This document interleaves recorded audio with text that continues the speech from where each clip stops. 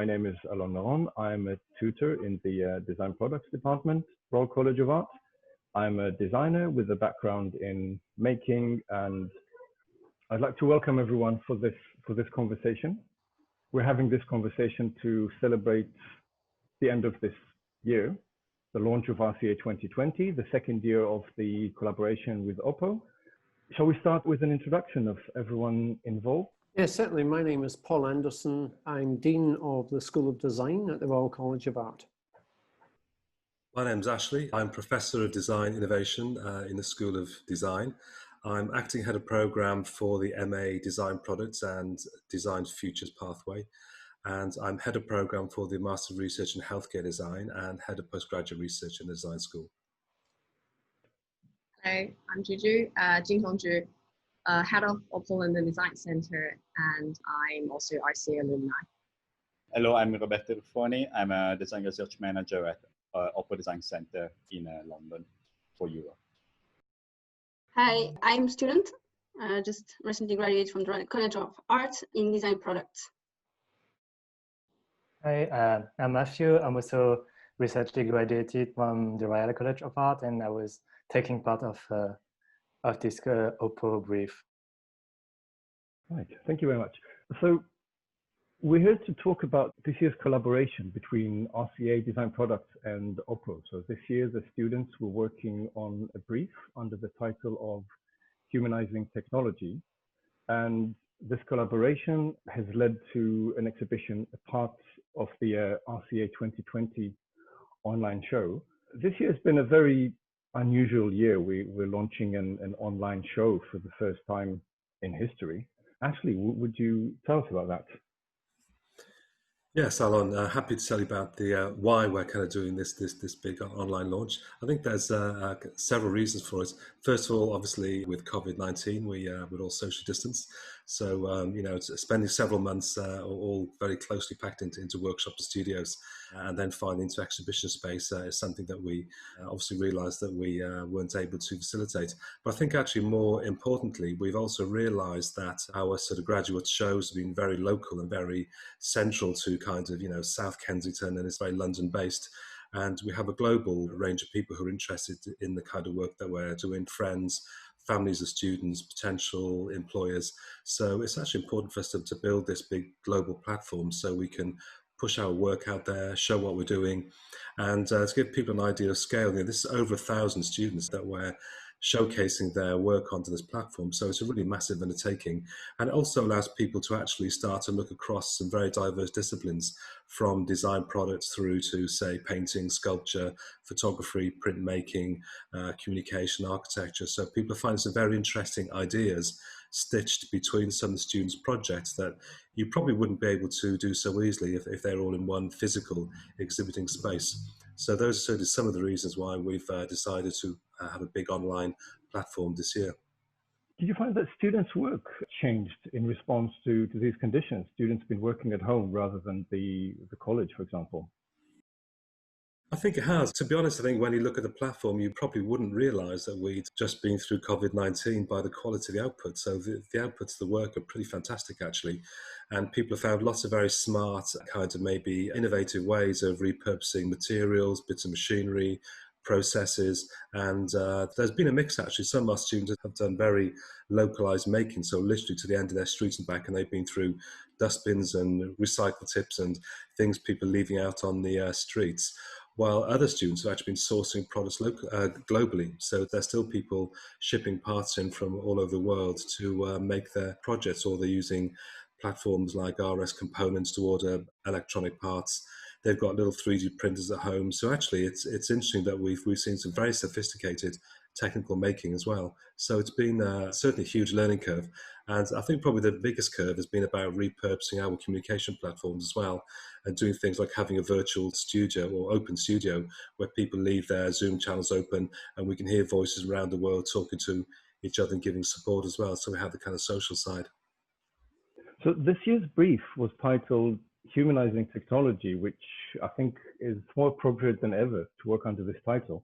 Juju, Roberto, can you say a couple of words about the inspiration for that kind of brief, or the relevance for it from OPPO's side? Yeah, sure. At OPPO and the Design Center, we kind of come up with a brief every year that we see from a designer point of view to conclude a trend in the world and to explore that relevant field. So we set up this last year and we started this project with the Royal College of Art students. So that was the very beginning, and we think that humanizing technology, it's something that we need to do this year. And we believe that technology should adapt for a human's life, not the other way around. And it shouldn't really scream for attention, but being like naturally integrated into products through design and to create intuitive experience for our end users.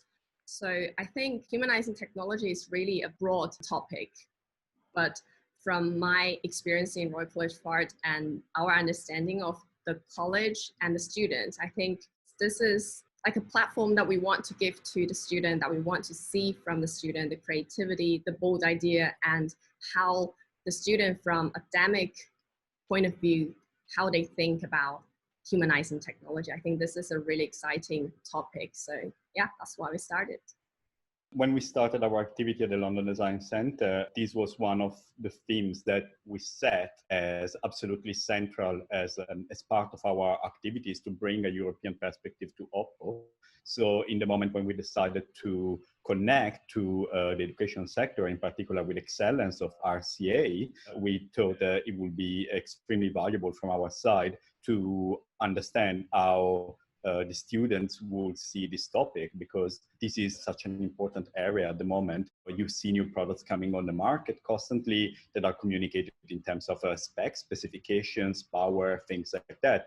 But what it's really about, what are they going to do for my life? How are they going to fit into my life? So we really wanted to see how the students will respond to this kind of question.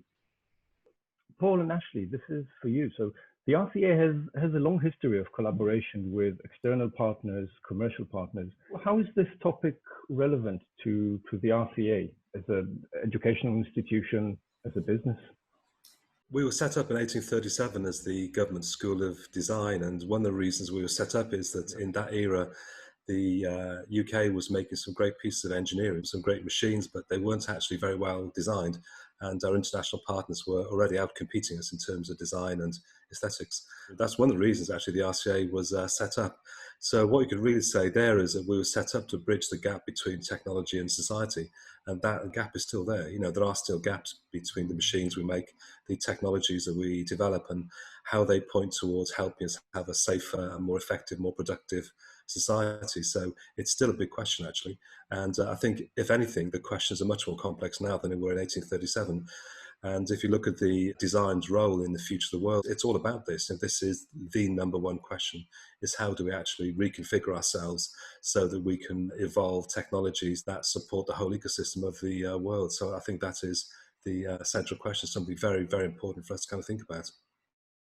One obvious question now is, has any of that changed? Has any of that been emphasized in the current era, in light of the past couple of months?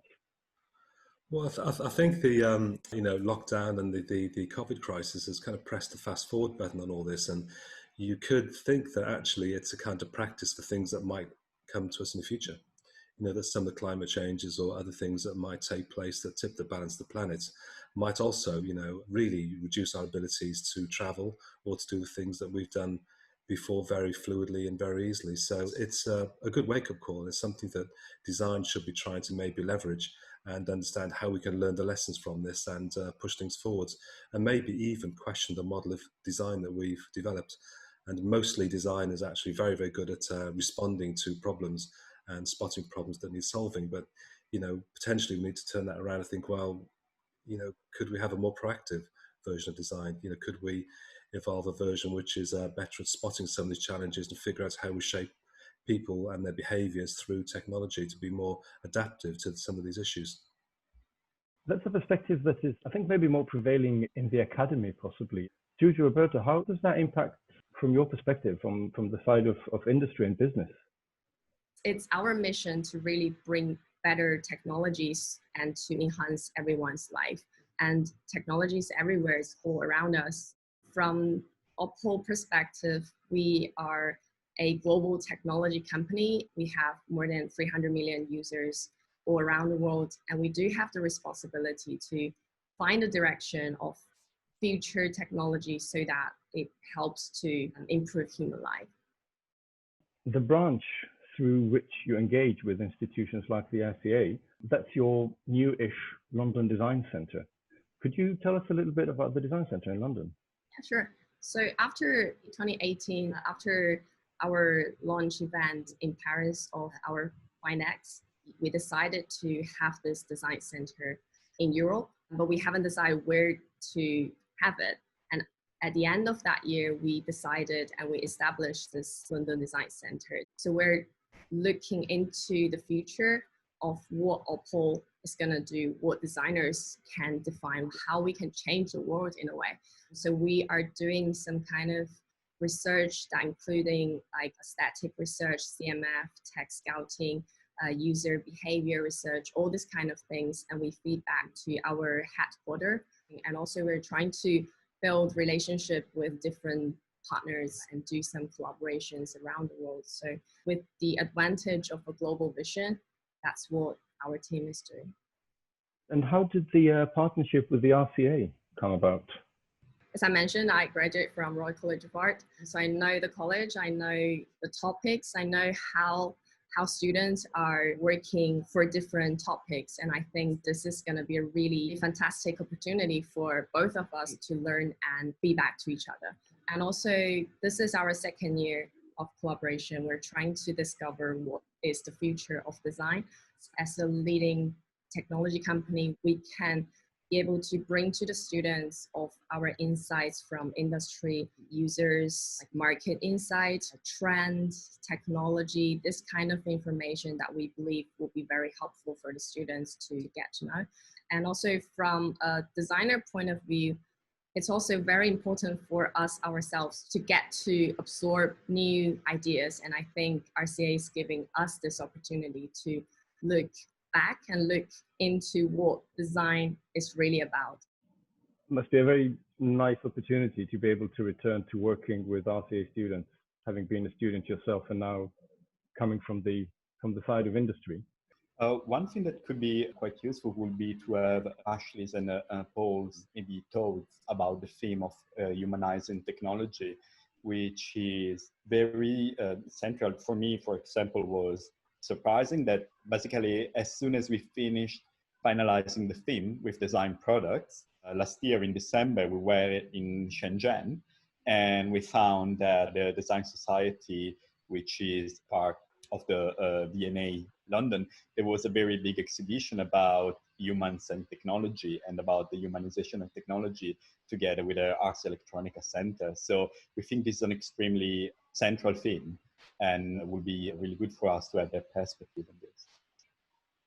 I think, humanizing technology, one of the interesting things is most of the innovation that we see in the world is actually technology-led. So people make a better machine, a faster machine, or a piece of software, and then we kind of try and find a way to monetize it and push it into the market. And actually still the minority of innovations in the world are design-led, which means that actually a balance between the needs of people and the capabilities of technology. But I think there's also that third piece, which we're looking for here as well, which is not just balancing people and technology, but also balancing climate and balancing environment. And I think that's the kind of third piece that we're sort of pushing towards. And it's certainly something that in the School of Design is a huge focus for our work and our thinking across multiple platforms, programs, students, academic staff, research. It's those kind of three pieces that we haven't quite connected yet. And certainly, OPPO's support in terms of looking at humanizing technology is essential for kind of trying to explore those kind of big global challenges.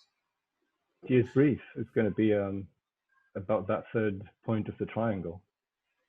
So not about technology, not about humans, about nature, the world, the globe.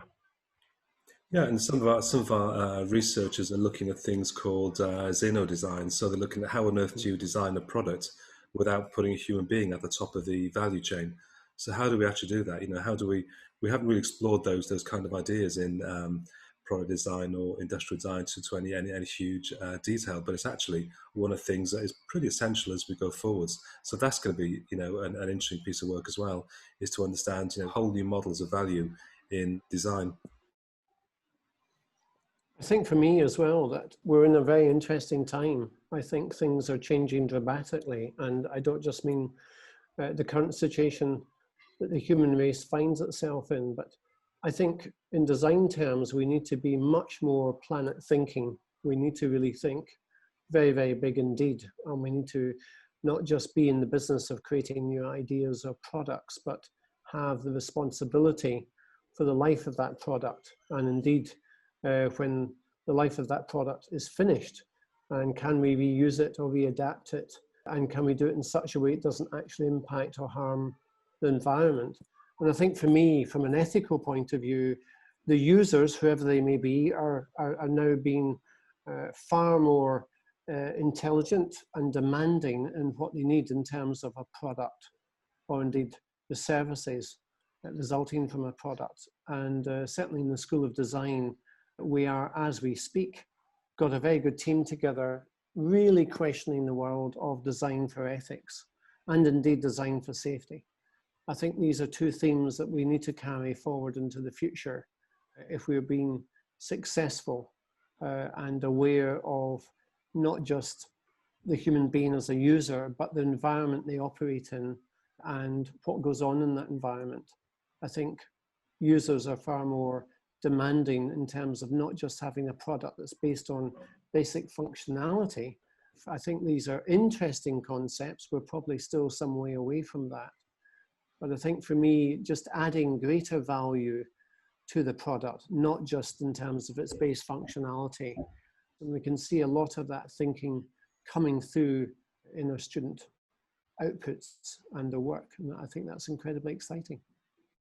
Thank you so much. This is extremely inspiring because also from our point of view, one of the themes that are most important or that were most important when we defined this brief was also to look for a new angle to approach sustainability. And sustainability is surely something where it would be very interesting to hear an opinion also from Alon and the students. Sustainability is surely about the ethics that Paul, for example, was talking about in terms of like, how do we design the product as a system where the human is at the top, but also is in terms of the mobile phone, which is still our main product. You know, it's very important. It's connecting us. It's something that helped us through this pandemic, but at the same time, it's a type of product that risks to be not always used in the right way. So there is, for example, a lot of interest around the area of digital well-being and how can we control the use of digital devices, which is, for example, one of the areas that Anna has explored during internship with us. So yeah, it will be very interesting to know your opinion about how can we create a relationship with technology that is more balanced and that takes the human into consideration. I think it would be really interesting to see the role that we project onto technology, because we internalize technology and we project our human condition, if you want, on it.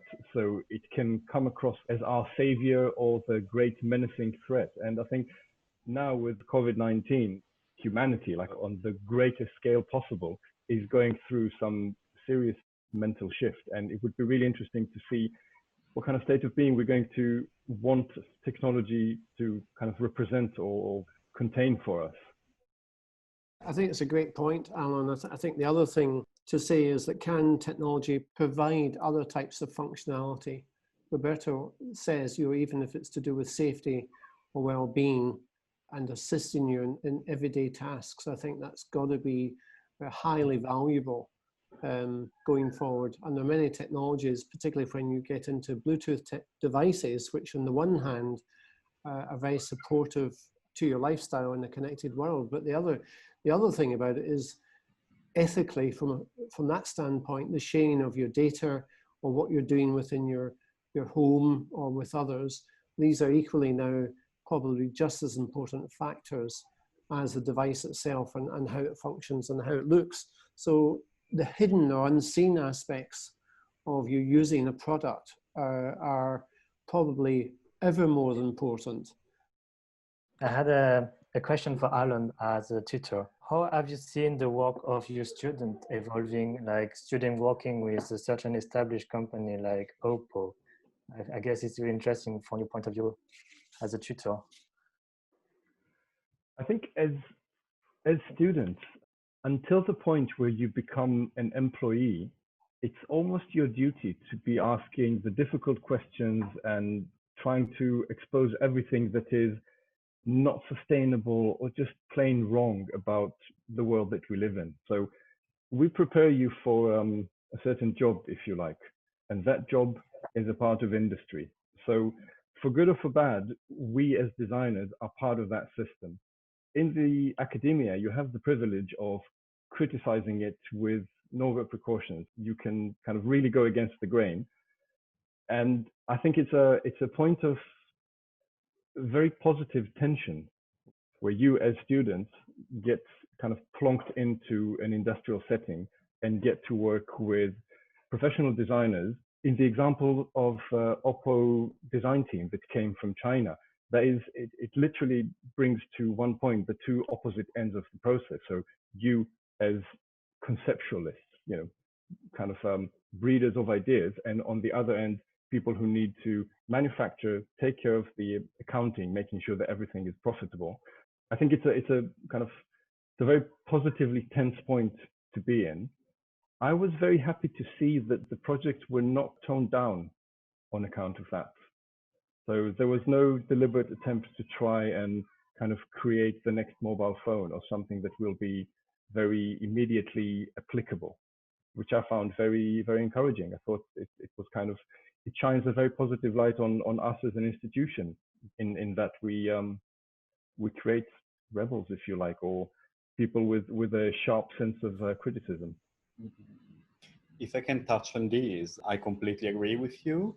At the same time, it is also true that the themes that the students have explored are all extremely relevant to what we are doing today in our daily work. It is true, and it was good that they didn't try to design the next smartphone, but at the same time, they touched all the themes that we need to deal with and in our daily life, trying to design the next smartphone, which is extremely valuable for us. So, for example, there was some projects looking at how machines, the one from Warhang Luo, the domestic domesticator, that was trying to look at how machines can learn from the users, but not just to track them, recommend them something, but how the machine and the user can have this kind of bidirectional relation, and they learn from each other, and how to make machine express themselves with a more human language.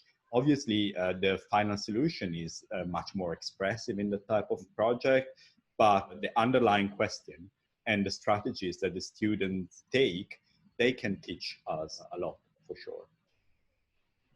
Yeah. I totally agree, Roberto. I thought that was a fascinating project from the point of view of all of the kind of questions that it asks, and that we've spent, you know, a few tens of thousands of years, or over 10,000 years, domesticating animals, you know, and actually changing their DNA very, very slowly over time by putting them into compounds and giving them certain sorts of food and doing various things. And now suddenly we have technologies which can turn this around.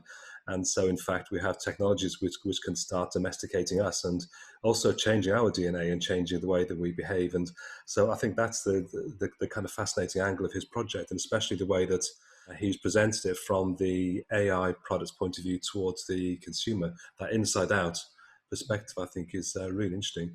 And some of the challenges that we talked about earlier, how we humanize technology, or maybe how we humanize humans, is actually you know, one of the things this can actually point towards.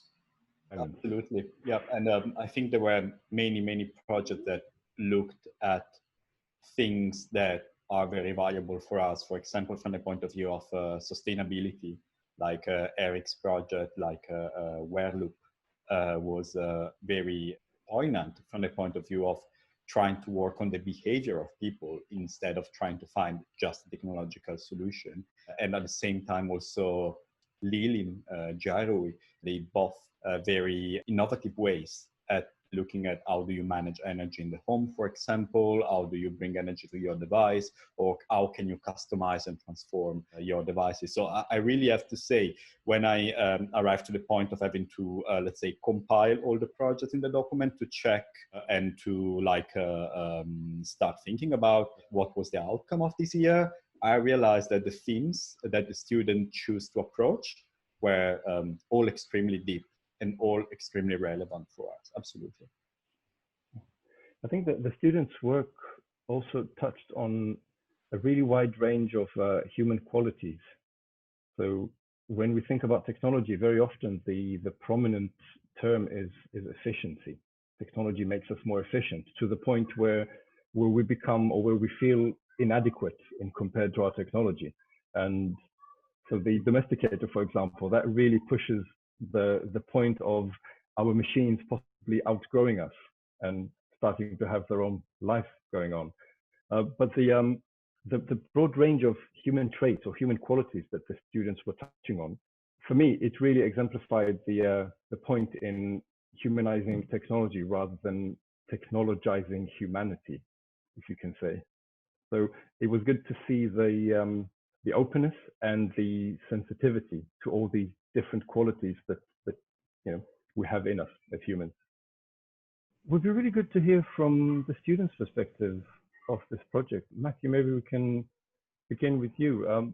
Could you tell us a bit about how you interpreted the brief? What was the meaning of humanizing technology for you? Yeah, what I found interesting in this brief, mostly the way the OPPO was seeing technology as something more human, more integrated. So I really wanted to see this technology as something more accessible, more intuitive for people, especially for children. So bringing the layers of playfulness and fun and make technology more fun and playful somehow. Introducing technology to children sometimes can be a bit of an uphill struggle. How did you go about that? That's true. With the pandemic, it was quite hard to approach the children, but when then you start thinking like, how can I manage this? And I was starting to talk with teachers. I was even talking with my previous teacher, like when I was 10 years old. And that was fantastic. Also talking with parents, because this is what mostly at this moment during the pandemic, when the parents and the children had to bond together to create at home. And that was the best moment to ask this kind of feedback, like what kind of activities they need to do, they want to do, and what they like, what they do, what they don't. And that was interesting feedback. And a bit later, when it was again possible to see outside people, then I was able to babysit like some children, and then like during the babysitting, like making my own workshop and testing my toys and my robot with them. So that was funny, like really was both fun and very efficient. Any significant kind of insights or things that you found were very helpful in working with a partner like OPPO? Because I was really extracting the sensor. The general idea was extracting the sensor from the smartphone. That was the first project, the first idea with SmartKit. And then Animate came and it was inspired by extracting those sensors and make it more accessible, more easy to understand. And I wanted to build something from those sensors. So it was really interesting to talk with OPPO about what sensor in the phone, how do you communicate the sensor, what they do. And that was really inspiring, because that was the goal of this project, to make electronic more accessible. I think you touched on something that may have been an unexpected benefit of the situation. So your initial project it started with the actual phone at the heart of it. The collaboration was meant to end in April with the show at Milan, but that didn't come to be.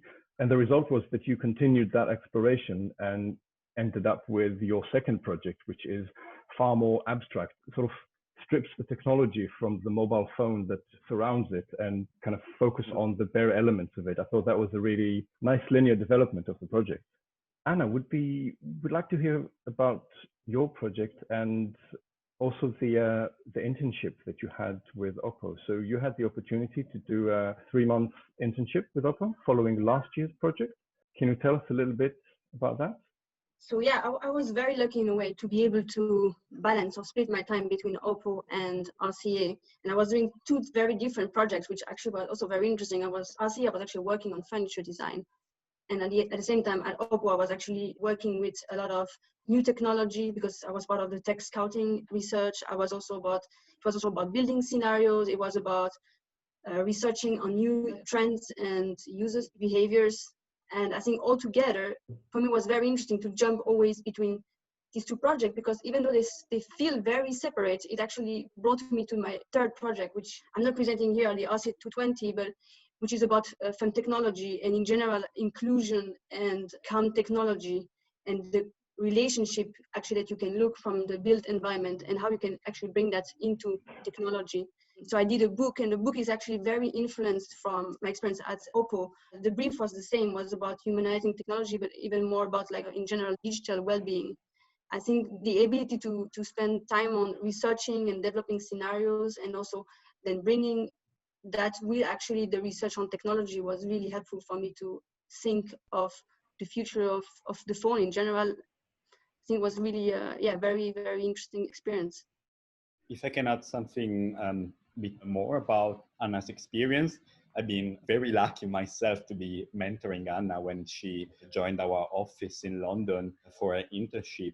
And one thing we tried to do was try to amplify something that we have seen as very valuable in the experience working with the students of RCA, which is their capability to be cross-disciplinary and very holistic in their design process. So when you look at the project that came out from this collaboration, you see the students, even, for example, they are from design products or furniture, they never approach the theme only from that discipline point of view. You have people like Matthew or like Anna that are able to look at technology, user experience, materials, all these kind of elements, and kind of blend them together. And we always found this very open mindset and the capability to bridge across the disciplines. So it would be very interesting to know, for example, from Paul and Ashley, how does RCA structure the teaching to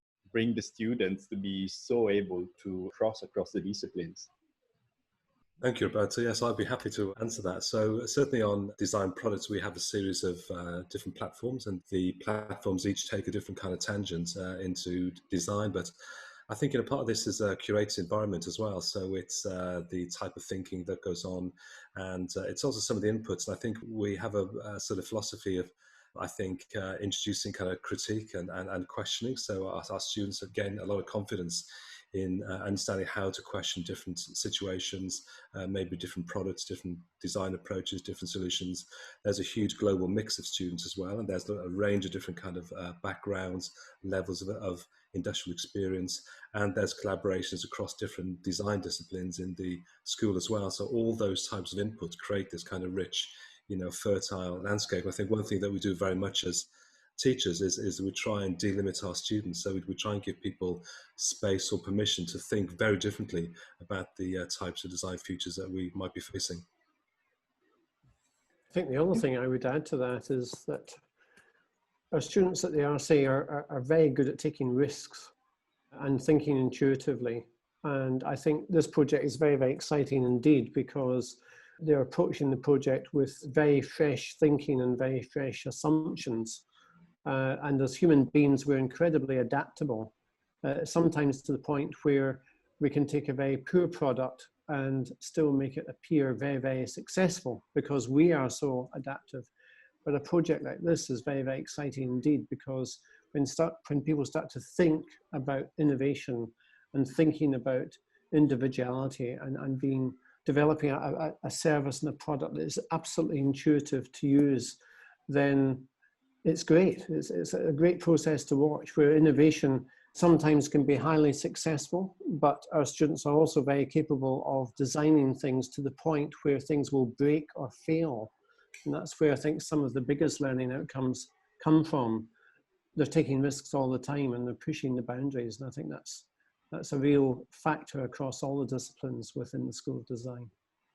You all touched on this very exciting point that is full of potential of mixing an educational institution with industry, because educational institutions, to a degree, they're a little bit isolated from the world. It's a key feature to allow the students to be taking risks where the consequences are not as they are in real life. And it really comes in its own element when you then place them in a commercial environment. It puts you as a member of a commercial company in the role of a mentor, of a tutor. Matthew, a question to you. If you had to pin down what was the most valuable part of this experience and what's next? I guess now it's the visibility that OPPO, the way that we showcase our project is going to be an important part. How a student like just freshly graduating going to make our first step in the design world somehow. I think that's really, really interesting to be associated with a brand like OPPO, mostly when you are walking around the same topic and with technology. It was really interesting to get this mentoring and this tutoring to really understand all the steps, and hopefully after this school, like being able to step alone in this world of design. Juju and Roberto, this is for you. Could you tell us a little bit about how the actual process of the project went about? How were you able to support the students? We started discussing with RCA. Obviously, we had a few rounds of discussion about the theme. Once we settled to the idea of humanizing technology, which for us was a very important theme to understand also the element of, let's say, digital well-being, which is becoming so important. We established a series of seminars within RCA that we conducted. Initially, a seminar about lifestyles and about the way the students could approach this theme from different angles, looking at what was happening in different areas of the electronic industry. And then a second series of seminars where we involved both our designers from London and designers from the HQ in China that came to RCA and gave some public lectures to the students, explaining our approach, for example, in terms of color, material, and finishings, or also from our side, some technologies and technology areas that we were exploring from the European Design Center. So we fed to the student this type of information initially so that they could start designing. And then after the pandemic hit, since it was much more difficult for us to keep being in touch with the students, we set a series of tutorials remotely via Zoom, where we revised the project together with the students and tried to give them as much feedback as possible on how to improve them or how they could, let's say, look at some elements of the brief that from our point of view were most valuable. Ashley and Paul, a question to you. So when an external partner like that enters a collaboration with the college, it's as if you're handing your students over to some kind of foster tutor in a way. What would you like the students to learn or to take with them from these collaboration projects? Yeah, I think, Alan, one of the big things students take away from these kind of collaborations is understanding, you know, the thinking and the priorities and how people in different commercial organizations, you know, think and act and work. And it's great to work with OPPO. It's a top global brand. Students feel very proud to have it in their portfolios. It can help them to gain employment. It's great to have it as part of one of their projects. And it's also just to gain that kind of one-to-one feedback and to get maybe advice, support, mentoring, criticism on their projects, and to understand, you know, some of the differences between, say, how a commercial partner might view one of their designs versus one of the tutors. And of course, sometimes it's very similar, and other times it's actually quite different.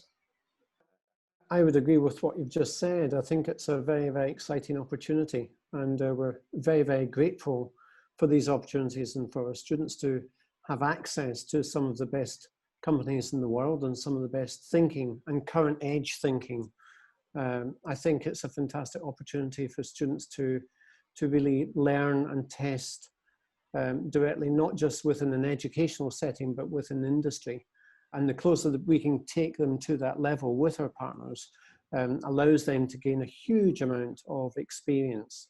And it also creates a fantastic platform for them to leap from when they leave the Royal College of Art. So it builds confidence, it builds relationships, and that sort of intellectual exchange and throwing around the creative ideas and innovation, I think, is highly valuable and takes it away from just not being a studio context setting, but stepping with one foot into industry and manufacture, I think, is highly valuable for our students, and we welcome that a great deal. I think I'd probably add in a final point from me as well. It's always interesting when we do these collaborations because we work with external partners, companies like OPPO, and some of the students are super enthusiastic about the brand and they dive straight in. Other students may be a little bit more skeptical, so you actually get a really interesting kind of range of designs and, kind of cross-section of reactions. As a college, we offer that third space. That space which is safe to do maybe some more experimental thinking. We can try out different ideas, and so it works very well for companies like OPPO and our students and the academic staff. There's a great exchange of knowledge and thinking as we develop these types of projects. If I could add one more thing, it would be very interesting also to know from Anne and Mathieu about their experience. What have they found most valuable across the range of activities in the collaboration, very honestly, and what would you expect to do more in the future? Was this how you imagined it, or do you think there is something that we can provide when collaborating with education more or better that would be incredibly valuable for us? I think Anna had this chance to be able to see what the London Design Center from OPPO looks like and how you work. Like, I'm thinking maybe it would have been fantastic to spend a week with you, like the way you work, understand what are your tasks and how you manage them. And even further, going to China and having a look to the big headquarters or even the factory, how you produce your phone and what is working with technology and working with OPPO. I think that will be very interesting because this is something that definitely students don't have the opportunity, and that would be really fantastic. There's a great lack of understanding of the manufacturing, the actual process of what happens to the things that we design here. Where do they go to get manufactured in order to be shipped back to us? So this could be a point for really valuable input from OPPO. One more question that comes up in the context of these collaborations is OPPO being a company that manufactures predominantly phones. We know you from the technology. And the students from their side, they arrive with projects that quite literally, shoot to the moon. In the case of one of our projects, it's aiming at Mars. How do these projects actually find relevance or applications in the context of your company? Does any of that actually lead into being incorporated in a product? Do any of these ideas land and grow? We do have research institute in OPPO, and also us, London Design Center, we're doing something different from what headquarters is doing. So I think that's probably more relevant to us.